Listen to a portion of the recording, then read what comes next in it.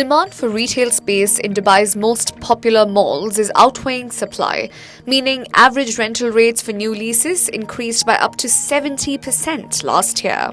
Most retail tenants in organized malls pay rent as a percentage of their turnover or a fixed base amount, whichever is higher.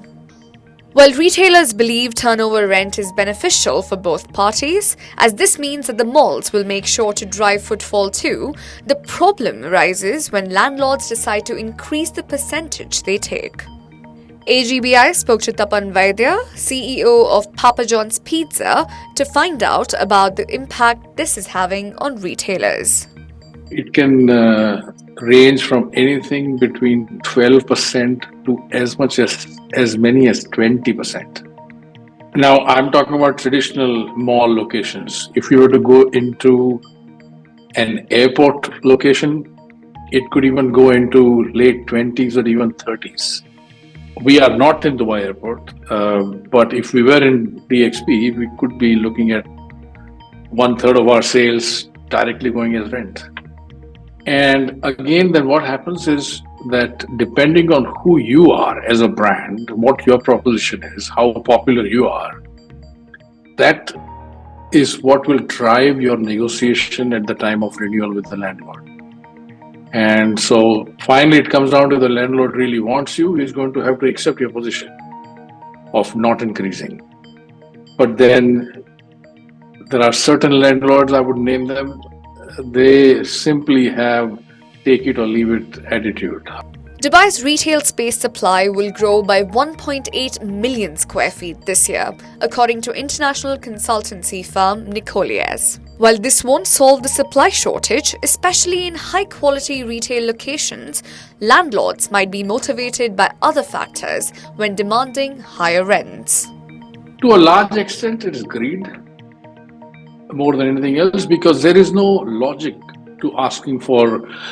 The only logic is that if you won't pay me the increased rent, I have somebody else in the queue who will.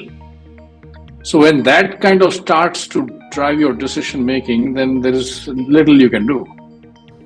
With 92 stores across the country, Papa John's has clout that helps them negotiate better deals with landlords. Unfortunately, smaller retailers don't have the same bargaining power, and any incremental increase in rents directly affects their bottom line. The fluctuations are massive at the moment. From our brands, we're hearing anything between, your 10, 11%, 16%, right up to 70%. There's a huge variety of increases that's happening at the moment. I think it's particularly difficult, like you said, Shruti, for the SMEs in general, because also a lot of the leasing companies and the groups that are holding these spaces, they're getting rid of a lot of the things that were, usually a kind of a little bit of a gateway for these smaller businesses and niche brands to, test the market, test the malls, making sure that their consumer is in that footfall. Like, for example, the kiosks and, those kind of little pop-up stalls and things like that. The majority are getting rid of those. Emaar are getting rid of them across all of their malls in the UAE as well. So I think that's really difficult then, because it means that smaller space then is, it's just not available anymore. I also think we're going to see a lot more of perhaps it's maybe a bigger retailer who are taking the spaces. For example, the bigger retail spaces, they're taking the leases and then they're going to subcontract it to the smaller brands. I think we're going to see a lot more of that. Electronics store Jacky's exited Dubai Mall in 2019 as the cost of being there versus the cost of bottom line didn't make sense for them. The company's COO Ashish Panjabi explains why new tenants need to be mindful of the long-term implications. Now, rents are, of course, the biggest cost that most of us have got as retailers.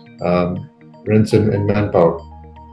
When international players come into the UAE and they start talking to us and they start looking and venturing around, they are a little surprised at how restrictive mall agreements are in favor of landlords.